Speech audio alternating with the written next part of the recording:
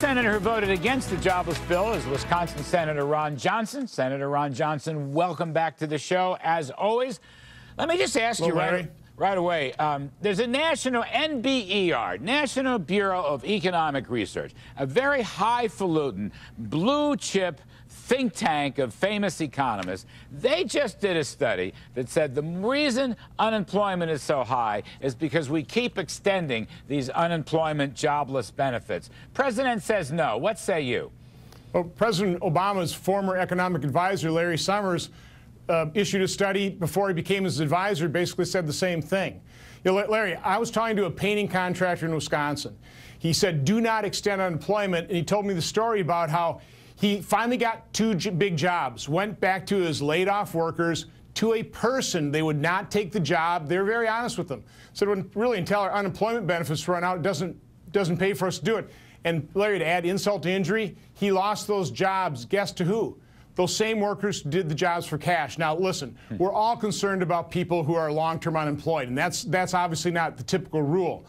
But the best thing, the best solution is to get our economy growing so we can provide people real jobs so they have the dignity to work. How would you that's what this president is singularly unable to do. How would you recommend doing that? I mean, the economy is improving. I know that a lot of the ratio, the unemployment rate is too high. The marginal unemployment rate is even higher. It's close to 14%. I know the population, the employment to overall population is way too low, 58%. But, Senator Johnson, as a former CEO yourself, what would you do to really put some torque into the job story so we don't have to worry about extending benefits? Well, we have to reduce the regulatory burden. It costs $1.8 trillion per year to comply with. That's a number that's larger than all but 80 economies in the world. Have to do that. We have to have a competitive tax environment.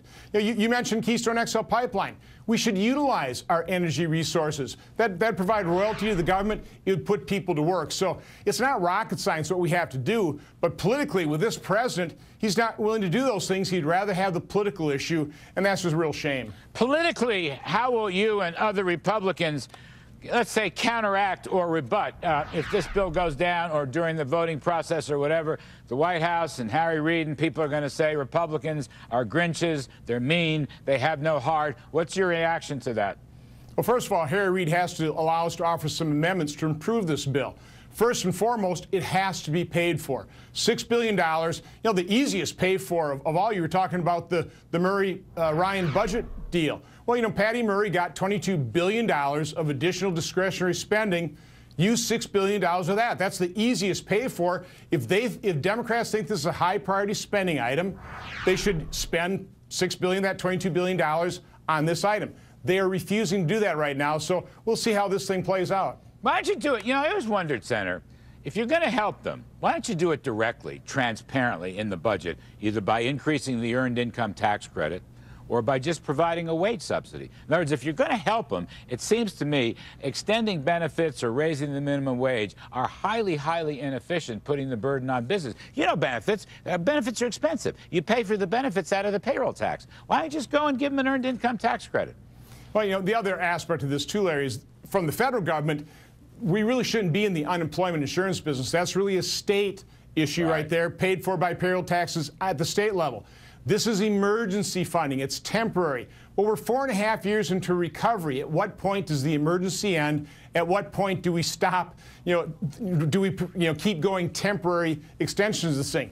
You know, maybe this is the point in time to do that. This would be the 11th extension, and you're quite right, in the 4.5, fifth-year recovery.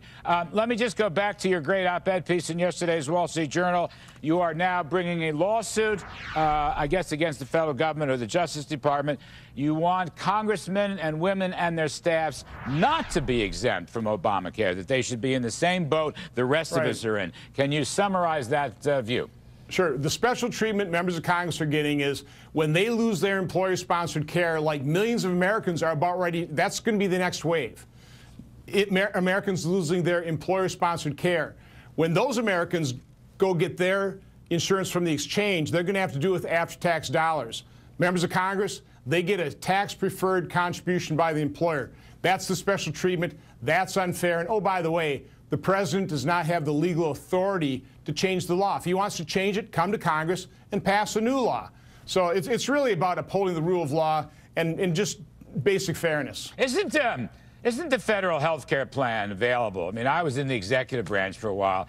Doesn't that thing have, A, many more choices than Obamacare, and right. B, the government, in effect, provides really lucrative subsidies to a lot of not only members, but staff who make triple, six-figure salaries?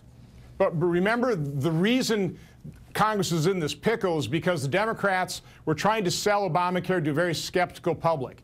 And in order to do it, they said, hey, we'd be happy to get our insurance through the exchanges. We'd be happy to follow all the rules and regulations. Well, they were eager to do that until they actually realized what they'd done to themselves. And what they did is they prevented themselves from getting employer contribution because nobody else can get that through the exchanges. So they sort of deemed that the federal government is a small employer so they can get their insurance through shop exchange. So this is so convoluted. This is so wrong. It should be overturned. And like I say, if President Obama wants to change the law, he should do just that. He can't be doing it through presidential dictates. I love that idea that this is just a small little business government spending $3.7 trillion a year with what the combined payroll of about 4 million people. That's a great metaphor. Senator Ron Johnson of Wisconsin, we appreciate it very much, as always, sir.